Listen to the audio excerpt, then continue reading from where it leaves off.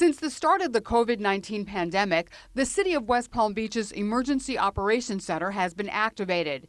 Because of safety guidelines aimed at preventing the spread of coronavirus, the EOC has a very different look than the one we're used to seeing during hurricanes. Basically, we're used to having this fully staffed with 20 plus people in here, and what's different about this is that we're kind of outside the box of what we're normally doing.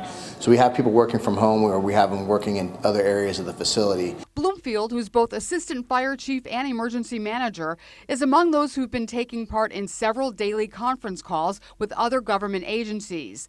During this one, Palm Beach County's Department of Emergency Management updated the numbers of COVID-19 cases in each area and gave everyone on the call a chance to comment. At the state level, they cannot fill municipal test requests at this time. Bloomfield's team has to keep on top of a rapidly changing scenario and react quickly. We're always looking for information that's going to help us put together our plan for the next 12 to 24 hours. According to Bloomfield, the city's most pressing needs come down to more personal protective equipment for essential city employees and more testing for residents.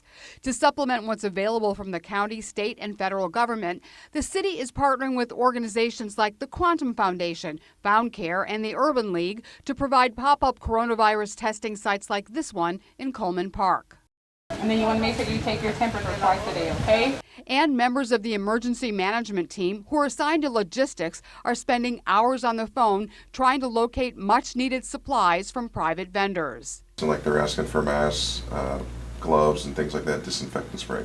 On this shift, lieutenants from the police and fire departments are working a socially distant version of side-by-side to try to fill requests made by various departments and estimate how much they'll need in reserve for the future. It's our job to field requests for different gear, whether it's personal protective equipment, disinfectants, whatever any specific department needs.